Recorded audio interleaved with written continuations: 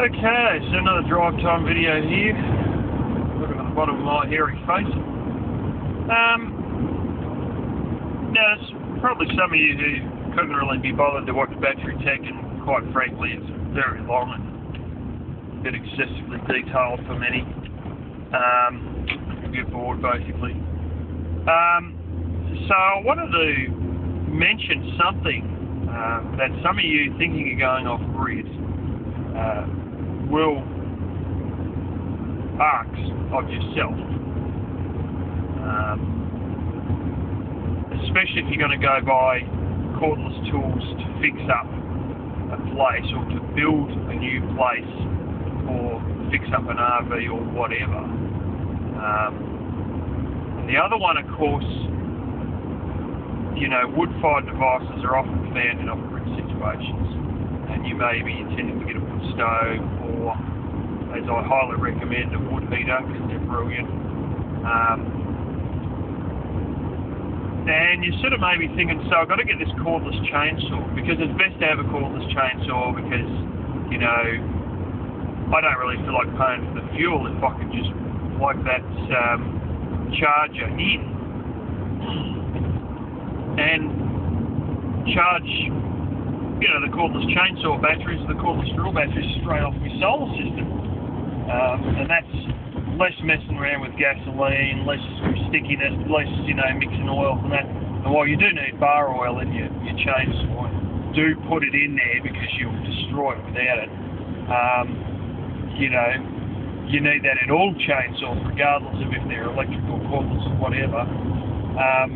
You know, you'll get away with not getting your hands as dirty with a cordless one than you would with a gasoline one. Plus, you get out of the inevitable pull start arm-wrenching business that you get with some of the cheaper gasoline chainsaws. I've experienced all that. And what I recommend, battery-wise, when you go to buy these tools, yeah, it's good to get a pretty good brand. It's a known brand. That's, you know, reasonable quality brand, like a trade quality brand that you see tradespeople using. But the big thing is to get lithium-ion. For the love of God, buy lithium-ion batteries.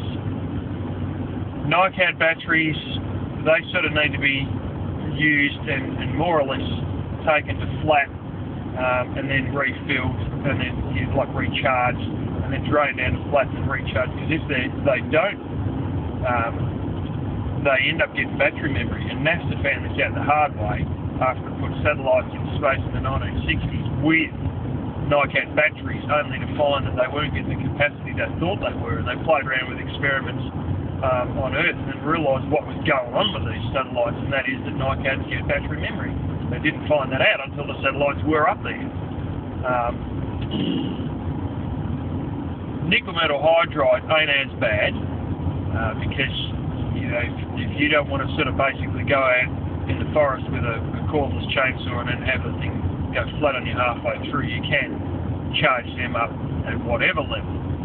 You don't have to flatten them completely and then charge them. And nickel metal hydride is renowned for having a bit more food, a bit more liveliness in the tool than you'll get with a NiCad battery. You know, you can get a bit of draw out of it, sort of thing. But both of those sort of pale into insignificance when you understand lithium-ion. Lithium-ion holds a massive amount of the charge that you put in. I mean, it holds like 97% of the charge that goes in. Whereas you're looking at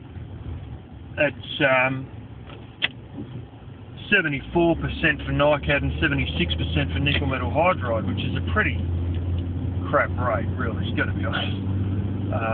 When you're comparing it with something that's 90-odd% like lithium-ion, I don't know the exact one of lithium-ion, but I know it is very good, extremely good.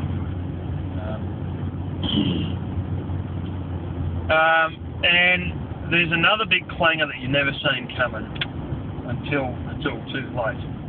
You get your cordless chainsaw and you use that for the first year, and then in the second year, you find out the dirty truth. And that is that if you leave NiCad or nickel metal hydride batteries doing nothing, uncharged, they haven't been drained, recharged, regularly enough, if you just sit them there for 6 months, you'll come back to them and they're deteriorated. The battery, the reaction, the chemical reaction inside the battery has not stopped, but it's sort of really taken a hit. And you'll have nothing but fully charge it, go out there, and the sod dies in 5 minutes. You get all that grief.